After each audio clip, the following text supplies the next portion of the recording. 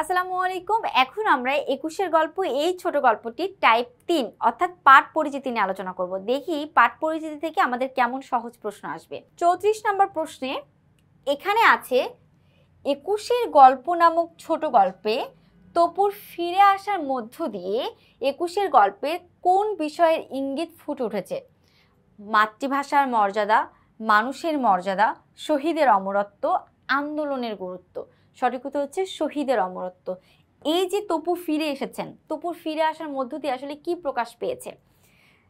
যারা শহীদ তারা কখনো মারা যায় না, অর্থাৎ যারা দেশের জন্য লড়াই করে তারা আজীবন আমাদের মাঝখানে বেঁচে থাকে। এটাই কবি এই গল্পের মধ্যে বুঝিয়েছেন। তার উত্তর হবে 3। এরপর আমরা যাব 35-এ। 21-এর গল্পটি 21-এর গল্প বা এই গল্পটি জহির রায়নের কোন গ্রন্থ থেকে সংকলিত হয়েছে? সূর্যগ্রহণ না, প্রবাহ না, তৃষ্ণা না। সঠিক উত্তর হচ্ছে গল্প সমগ্র থেকে নেওয়া হয়েছে। উত্তর হবে 2। আচ্ছা, আমরা পরবর্তীতে চলে যাই। পরবর্তীতে আমাদের কি আছে 36 নম্বর প্রশ্নে। দেখো 36 নম্বর প্রশ্নে কি বলেছে। 36-এ আছে 1952 সালের ভাষা আন্দোলনের বাস্তব প্রতিফলন ঘটেছে কোথায়? 21-এর গল্পতে। কারণ বরফ গলা নদীতে তোমাদের সিলেবাসে নাই, সূর্যগ্রহণ তোমাদের সিলেবাসে নাই, সময়ের প্রয়োজনে নাই। তাহলে উত্তর কি? 21-এর গল্পে, কারণ এটাই তোমাদের সিলেবাসে আছে। আর আমরা সবাই জানি সিলেবাসের বাইরে কোনো প্রশ্ন আসবে না। তো সঠিক উত্তর হচ্ছে 2। আচ্ছা, এরপর আমরা দেখব 37 নম্বর।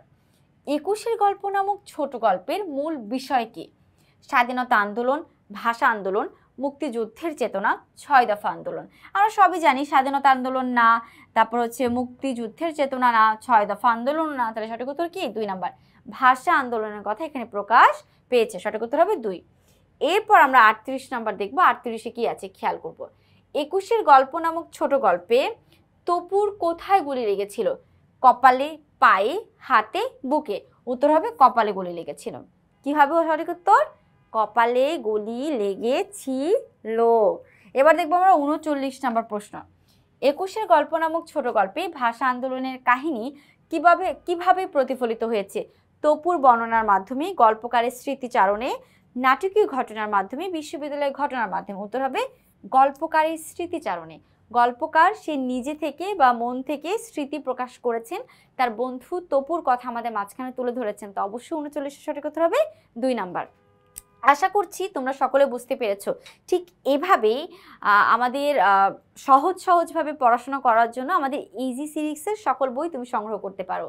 তো এইভাবে আজকে আমাদের এই পর্বটি শেষ করছি। আসসালামু আলাইকুম।